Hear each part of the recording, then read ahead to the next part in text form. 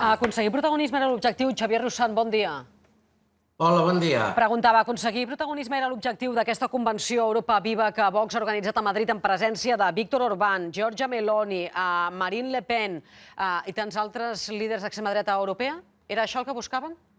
Bueno, Vox ho ha fet altres vegades, també. Fa 2 anys i pico, abans de les eleccions a Castella-La Manxa, al començar la campanya també els va portar tots, i també va venir Marine Le Pen i molts més, perquè alguns ara ho han fet telemàticament, per videoconferència o per videogravat.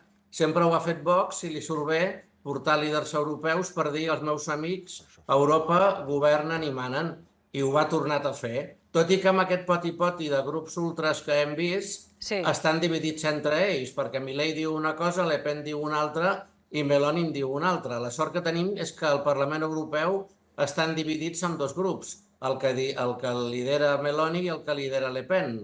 Però, malgrat tot, si estan pujant, imposaran les seves polítiques directament o per contagi, com comentàveu fa un moment ara.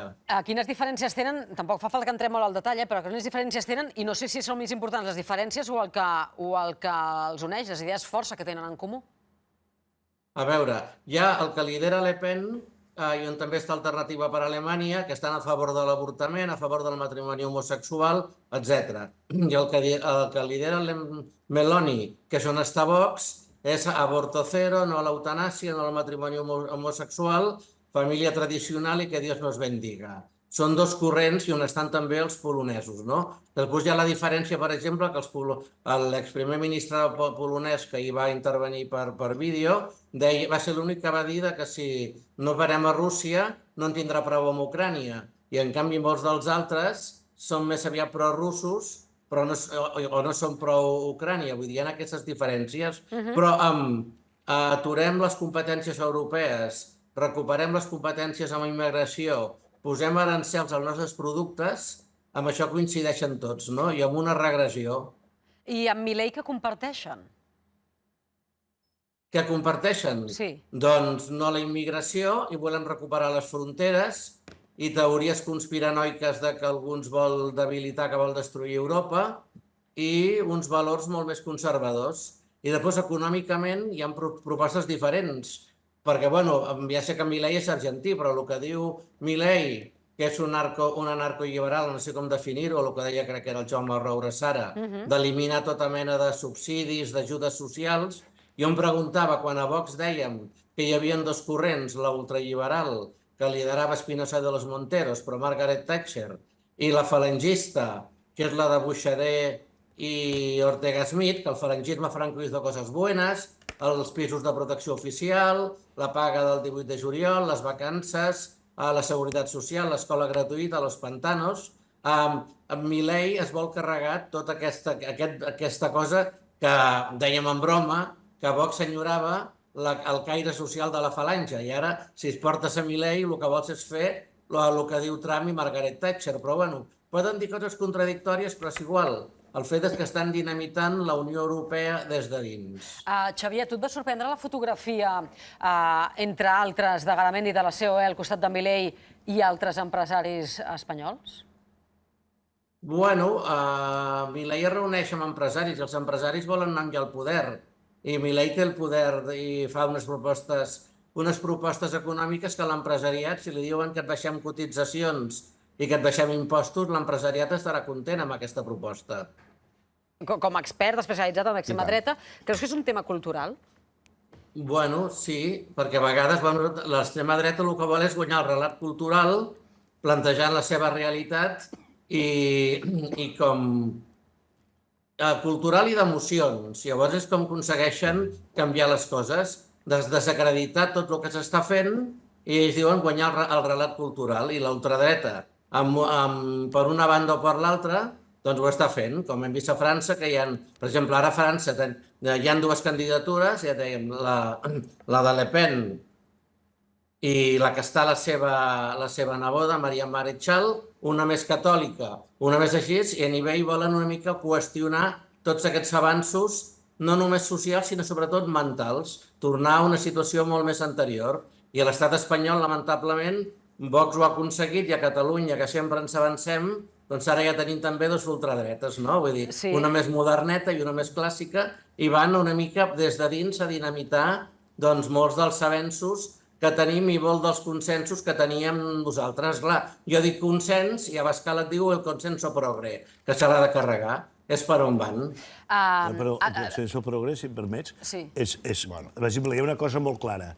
En el cas dels joves, les noies joves són feministes i reivindicatives. En canvi, els nois, hi ha una evolució cap a més masclistes. Han sortit enquestes en les que consideren que tot això del feminisme és un excés. I tant. No? Està passant. Bueno, perquè els hi treu el poder que tenien. No. I llavors aquí, un moment, i aquí entremig passa que molt debat que hi ha sobre tot el tema del transgènere i tot això, costa molt que moltes persones ho acabin d'entendre i això l'extrema dreta ho explota. És que jo crec que hi ha un error, perdó, El Xavier Riusant. Sí, la idea de que volen treure els avenços. És a dir, nosaltres, és el que deia abans, nosaltres encara pensem que el temps avança, anem millorant, anem avançant. Aquesta percepció és la que es dinamita des del dret. És a dir, com que avancem? A l'any 2008 havíem de refundar el capitalisme, segons Sarkozy, a la crisi del 2. Han passat 16 anys i les coses han avançat. Per un nen jove, un nano jove, que cobrarà menys, que tindrà més dificultats d'habitatge, no veu l'avanç per cap lloc. Joves, ara que parlàvem Bueno, per això dic, la idea de que la història avança cap a millor i per això aquesta gent vol tornar al passat és errònia. Xavier, una cosa, tu has dit, ara tenim a Catalunya dues extremes dretes, una més moderneta, l'altra no tant. No sé si més moderneta. Situa-m'ho, sisplau, perquè no acaben A veure, d'entendre a qui et referies. Home, però està clar. Bueno. Que ho digui. Exacte, Vox és el que Dios nos bendiga i Espanya és una 51, i quan parlem d'Aliança Catalana, que és un fenomen molt més complex, en principi ells venen d'altres llocs, és a dir, a mi aquests dies m'han preguntat moltes vegades si l'Aliança Catalana és ultradreta, no és ultradreta, i jo dic, mira, si mirem el que tuiteja el seu ideòleg, que és Jordi Aragonès, que no ha entrat, anava número 2 per Barcelona i no ha entrat, que és el cosí del president Pere Aragonès, els seus tuits parla de la Meloni, de la Le Pen, del Trump, i es defineix com el Bannon català. Si tu fas un discurs d'ultradreta, és el que veiem ara just sobre el cap de Sílvia Oriols. Doncs, si fas un discurs d'ultradreta, és que és d'ultradreta. Però d'on venen? Per exemple, Sílvia Oriols s'ha entrat per Girona i va estar de molts de 2.500 vots que no entrés un segon diputat per Girona. I el segon diputat per Girona que no els hi ha entrat doncs era precisament l'excandidat i exregidor d'Esquerra Republicana d'Olot. És a dir, si estàs veient que són gent que venen de Solidaritat, d'Esquerra Republicana, de Junts, o d'un sindicat independentista, és un origen diferent, però el discurs el que fan, doncs et segueixen dient el mateix, defensant a Trump, defensant a Meloni, defensant a Le Pen i dient que la immigració, fent un discurs molt simplista. És a dir, fa uns dies la Sílvia Oriols va fer un tuit que era una imatge d'unes dones marroquines en un caixer automàtic. Sí, que era una imatge que no corresponia on ella ens estan pagant deia. les pensions. Perquè ella sempre diu que de cada immigrant que treballa n'hi ha 10 o 100 que estan aquí del euro i els subsidis. Aquella foto, que no sé si l'heu vist, era de les temporeres de la Fresa, de la Maduixa i la Cristina Huelva, que anaven a mirar si havien cobrat.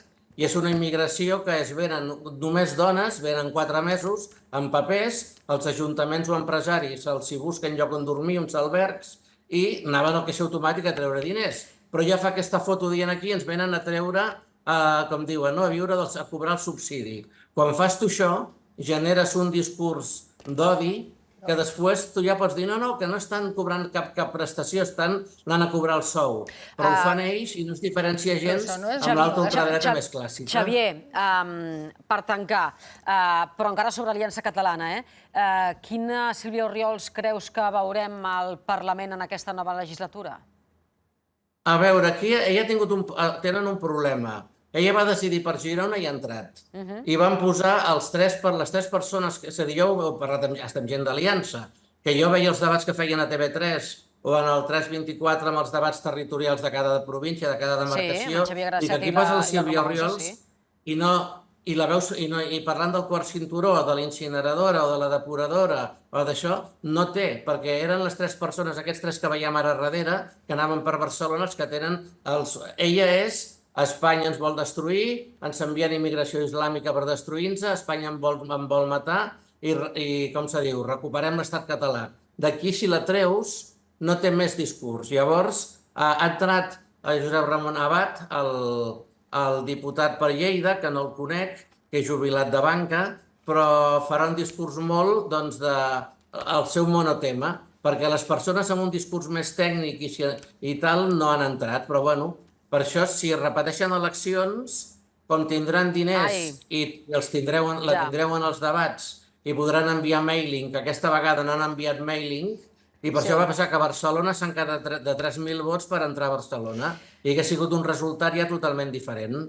Ja m'has posat aquí damunt de la taula el tema repetició electoral i negociació per la investidura, que ara abordem aquí a la taula. Xavier Riusan, periodista especialitzat en extrema dreta, moltíssimes gràcies, que vagi bé.